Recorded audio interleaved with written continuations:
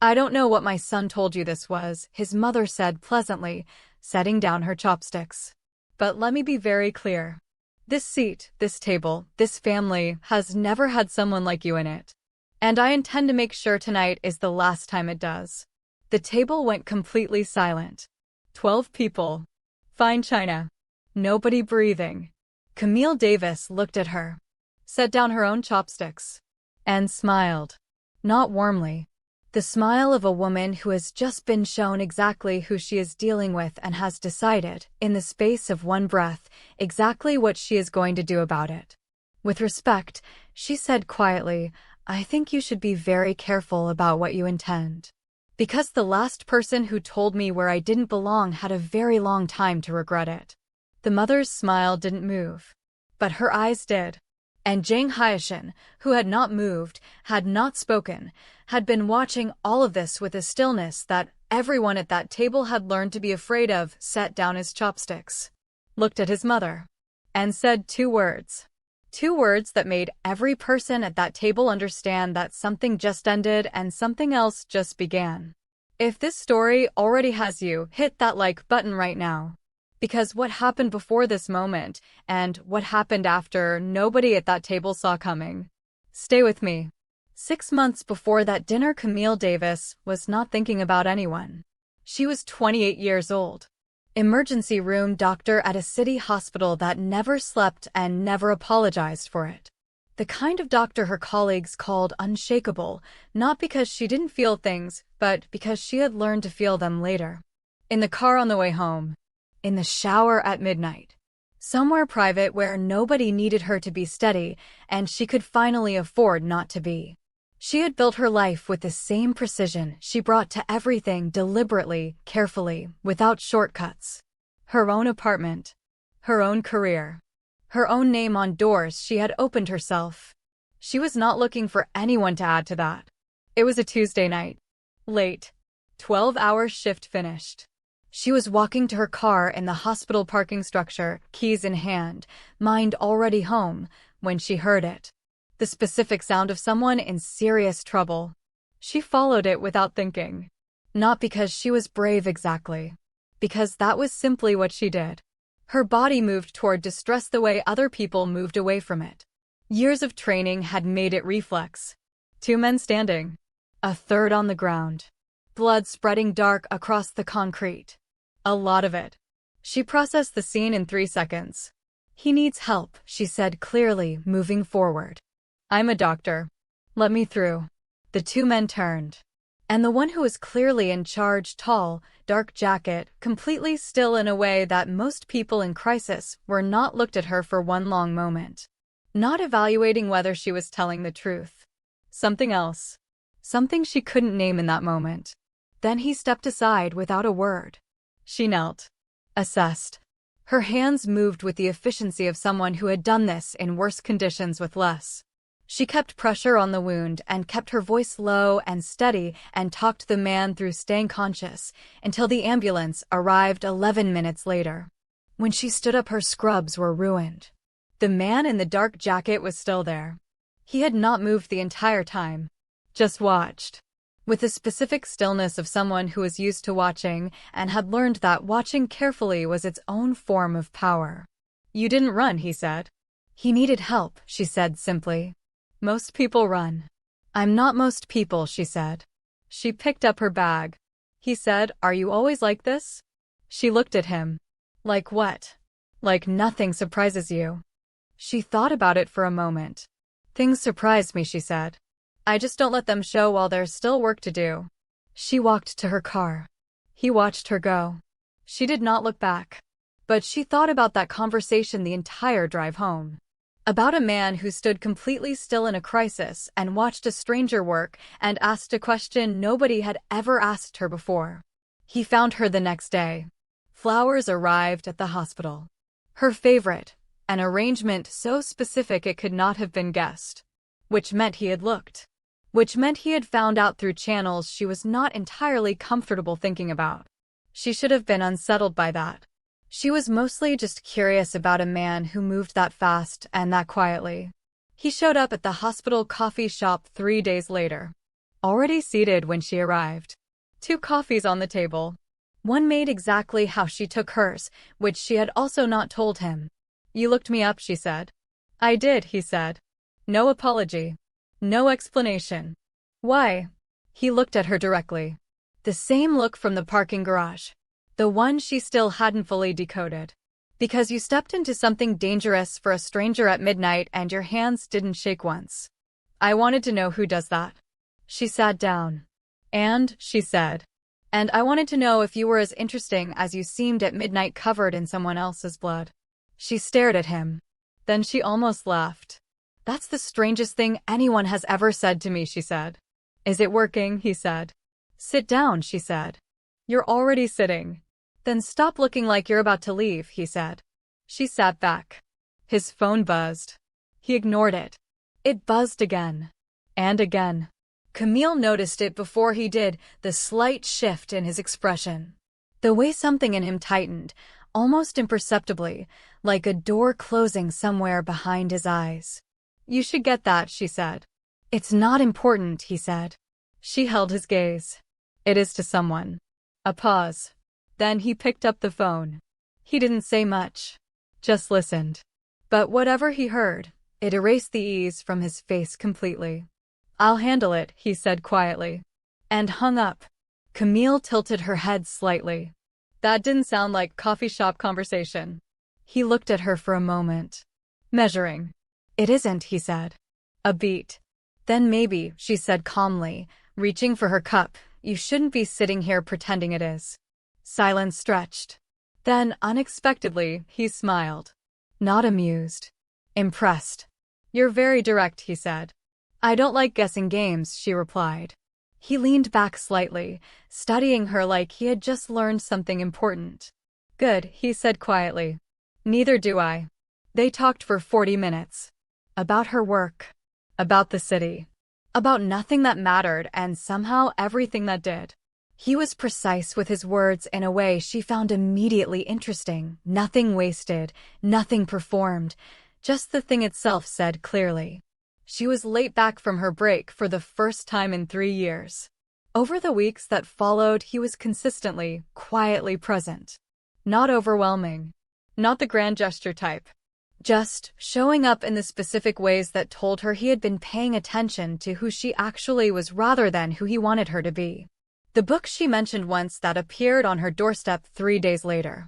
The restaurant she had said in passing she'd always wanted to try, booked for a Friday without announcement.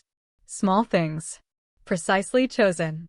The first time he made her laugh, really laugh, the full unguarded kind that she usually kept for people she had known for years, he went very still afterward. Like he was trying to memorize the sound of it. "What?" she said. "Nothing," he said. But something in his face was different from its usual stillness. Something that looked, briefly, like wonder. She felt herself falling. Not fast. Not recklessly. Carefully, the way she did everything, but completely. She found out who he really was gradually. Not in a single revelation, but in the slow accumulation of things that didn't quite add up until they did. The buildings he owned. The way rooms rearranged themselves when he entered them. The calls taken in a different voice. The men who appeared and disappeared without explanation. She asked him directly one evening. Set down her fork. Looked at him. He told her directly. All of it. Without softening anything. She was quiet for a long time after. "Are you afraid?" he asked. "I work in an emergency room," she said. "I don't scare easily." "That's not an answer." "No," she said quietly. "I'm not afraid. I just need to know what I'm choosing." "And?" She looked at him across the table. "I'm still here," she said. She was still here 4 months later when something broke between them. It wasn't dramatic. It was the specific quiet fracture that happens when one person says something they cannot unsay and the other person hears it in a way that cannot be unheard. They had been talking about the future. Carefully. The way two careful people talk about things that matter to them, circling the thing without landing on it, saying adjacent things and hoping the real thing gets understood. She told him what her life looked like in 5 years. Not asking for anything. Just sharing. The way you share things with someone you've decided to trust with them. He listened to all of it. Every word. Then said, quietly, without malice, which was somehow the worst part of it. That's a life for someone in a different world than mine. She went still. What does that mean? She said. It means the things you're describing, the peace, the simplicity of it. I can't give you that. My world doesn't work that way. The people in my world don't get to live like that. I didn't ask you to give me anything, she said. Her voice was even. Controlled. I was telling you what I wanted. For myself. I know, he said. That's the problem. She looked at him for a long time. Something moved across her face. Not anger exactly. Something quieter and therefore more final. She picked up her bag. Then maybe, she said, you should have thought about that before you showed up at my coffee break with 2 cups. She walked out. He didn't follow her. She didn't answer his calls for 4 days. On the 5th day she opened her door and he was there. No flowers. No coffee. Nothing except him standing in her doorway in a dark jacket looking like a man who had spent 4 days in a room with the thing he had said and come out the other side understanding something he should have understood before he opened his mouth. I was wrong, he said. I know, she said. What I said, it wasn't about you. It wasn't about protecting you. He paused. I was protecting myself. From wanting something I didn't believe I was allowed to have. She leaned against the doorframe. Looked at him. You don't get to decide what I can handle. I decided that the night I walked toward 2 strangers in a parking garage in the dark. I decide what I step into. Not you. You're right, he said simply. I know I am, she said. She looked at him for one more moment. Then she opened the door wider. He came in. They didn't talk about the future again that night. They talked about everything else.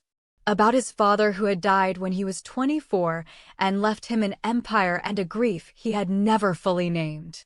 About her mother who had worked 3 jobs to put her through school and cried at her graduation in a way that still made Camille's chest ache when she thought about it.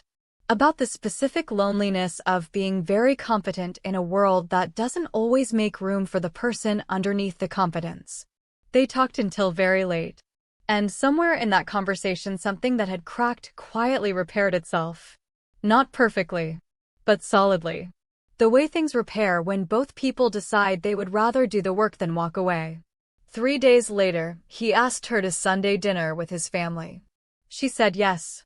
She didn't know yet what that yes was going to cost her. The house was beautiful.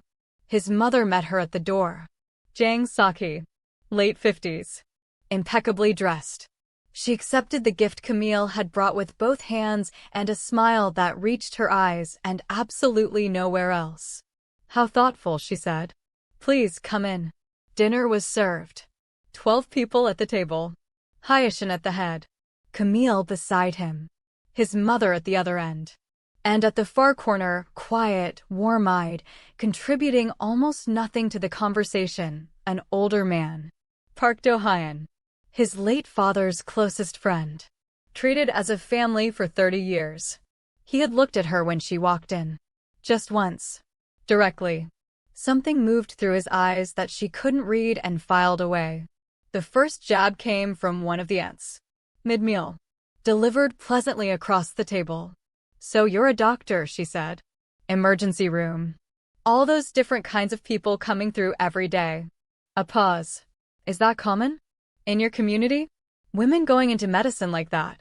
The words landed lightly. But something shifted beside Camille. Hyachin didn't look at the aunt. He didn't speak. But his hand stilled completely on the table. And when he finally lifted his gaze, it wasn't toward Camille. It was toward his mother. Just for a second. A look. Quiet. Controlled. But unmistakable. Enough that his mother's teacup paused halfway to her lips before she continued as if nothing had happened. It's becoming more common everywhere, Camille said evenly. Which is a good thing. Of course, the aunt said. Smiling. Moving on. The second came from the mother herself. She set down her chopsticks. Addressed the table generally. Not Camille specifically. This family has always required a certain kind of woman, she said pleasantly. Someone who understands what it means to carry something larger than herself. What it asks. What it costs. A pause. Her eyes moved briefly to Camille. Not everyone is equipped for that, no matter how accomplished they are in their own world. Then she picked up her chopsticks again. The table absorbed it. Camille absorbed it. Hyacinth's hand moved under the table. Found hers. Pressed once. Steady. She pressed back. Not yet. Then Park Do-hyun spoke. For the first time all evening. He looked at Camille directly. Davis, he said quietly.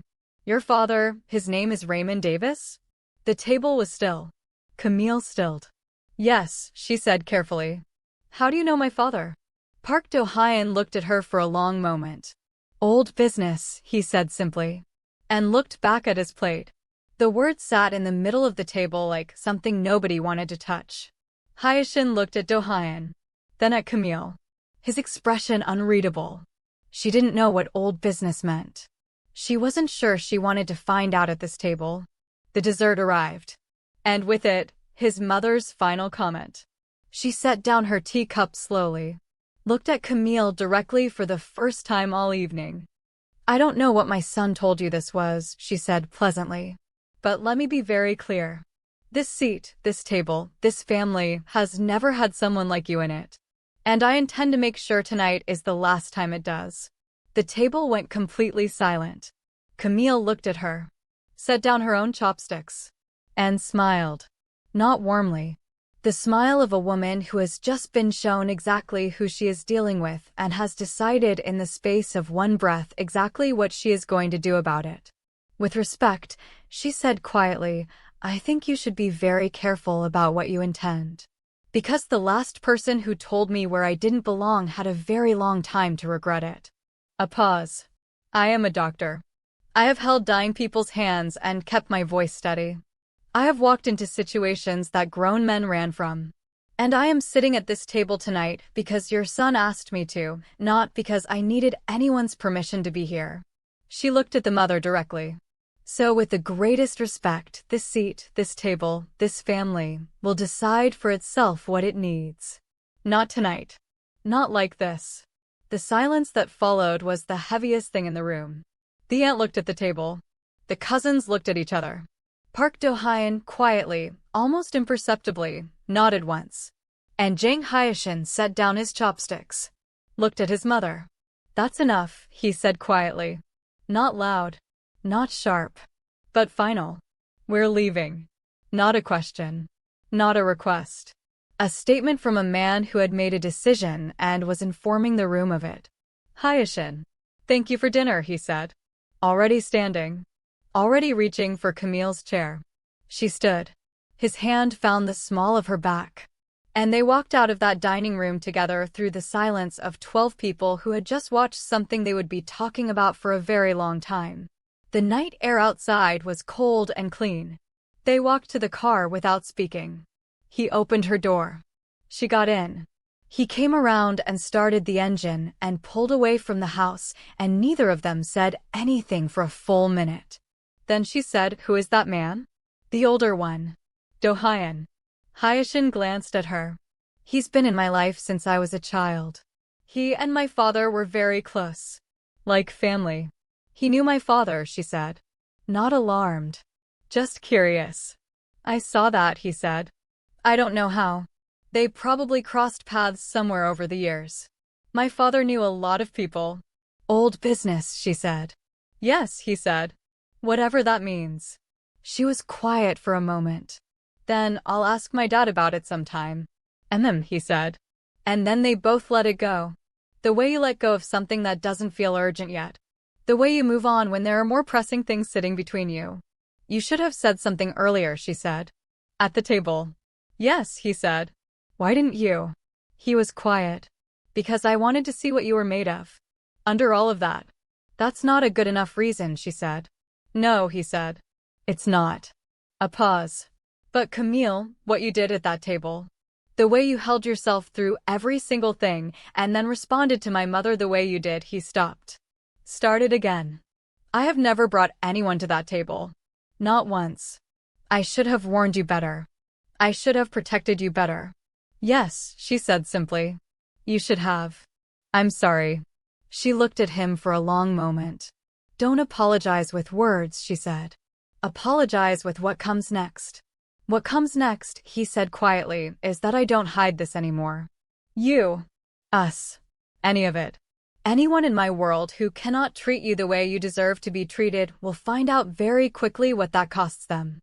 Including your mother, she said. Including my mother, he said. She looked back at the road. But she turned her hand over under his. And held it. 3 days later his mother called. Not him. Her. Camille stared at the name on the screen for 4 full rings. Then answered.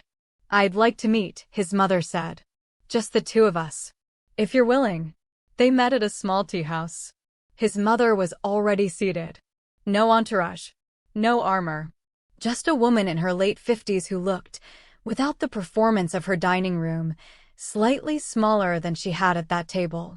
She poured tea for both of them without being asked. Then looked at Camille directly. I owe you an apology, she said. You owe me more than that, Camille said.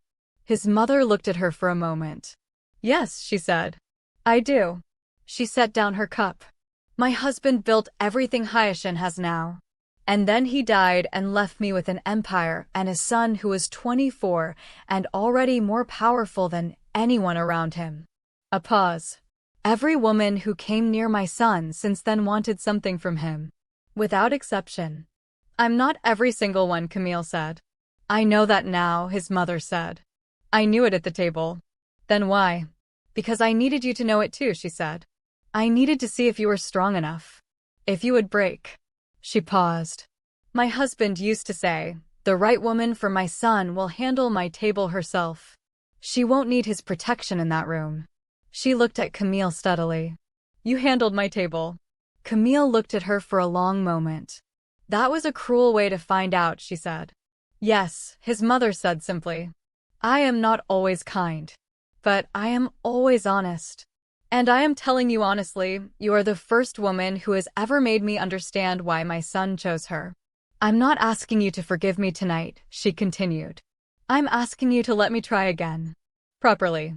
Without the test. Camille looked at her. One more dinner, she said finally. And this time, no tests. His mother nodded. No tests, she said. He was waiting outside the tea house when she came out. She stopped when she saw him. You knew she was going to call me. I suggested it, he said. You could have warned me. You didn't need warning, he said simply. You never do. She walked toward him, and he met her halfway, and they stood on the pavement in the middle of the city, and he looked at her without the stillness. Without the controlled distance. Just directly. Like she was the only thing in the frame worth looking at. I want to stop being careful, he said quietly. About this. About you. I've spent my whole life being careful about everything, and the only thing I want to stop being careful about is you. She looked up at him. Then stop, she said. He reached for her face. Both hands. The way you hold something you almost lost and have decided you are never losing again. The kiss was not brief. It was the kind that says everything that has been circling for 6 months and never quite landed until now. When they pulled back, she looked at him. Your mother wants another dinner, she said. I know, he said. Are you going to warn her this time? About what? That I won't hold back twice, Camille said. He almost smiled. I'll let her find out, he said. She laughed. Really laughed. The unguarded full kind. And he went very still the way he always did when she did that. Like he was memorizing it. Again. That evening Hyacinth called Do-hyun. The old man answered on the second ring. You knew her, Hyacinth said. No preamble. A pause. Yes, Do-hyun said. How? Another pause. Longer. Her father, Do-hyun said. Raymond Davis. Your father, and I did business with him. A long time ago. Before you were old enough to know what the business was. Hyacinth was quiet. What kind of business, he said. The kind, Do-hyun said slowly, that your father spent the last years of his life trying to undo. The line was silent for a long moment. Does she know? Hyacinth said. About her father? Do-hyun paused. I don't think so. And the business? No, Do-hyun said. But Hyashin, he stopped. There are people who do know. People who have been watching. And now that her name is attached to yours publicly, they have noticed. What kind of people? Hyashin said. The kind, Do-hyun said quietly, that your father was running from when he died. The silence that followed was the longest of the conversation. Hyashin stood completely still in his apartment. The city spread out below him through floor-to-ceiling windows. Everything looking exactly as it always looked. Ordered. Controlled. His. But something had shifted in the air of it. Keep this between us, he said. For how long? Do-hyun said. Until I figure out how to tell her. And if they move before you figure that out? Hyashin looked at the city. Then I handle it, he said simply. He hung up. Stood in the silence. Somewhere across the city, Camille Davis was sleeping. Unaware that the dinner she had survived was the least complicated thing coming her way. Unaware that her father's past had just walked into her present wearing the face of an old man who had nodded at her across a dinner table. Unaware that the people her father had been connected to, the ones Hyashin's father had spent his last years trying to outrun, had seen her name in the news attached to Jang Hyashin's, and had already started asking questions. And unaware that the man who had kissed her outside a tea house and promised to stop being careful was already planning something she hadn't been told about yet. That dinner was the easy part. Tell me, would you have handled that table the way Camille did? Let me see your thoughts in the comment. And if you enjoyed this story, hit that like button right now. Subscribe so you don't miss the next. Share this with someone who needs to see it. Thank you for watching. We will see you in the next one.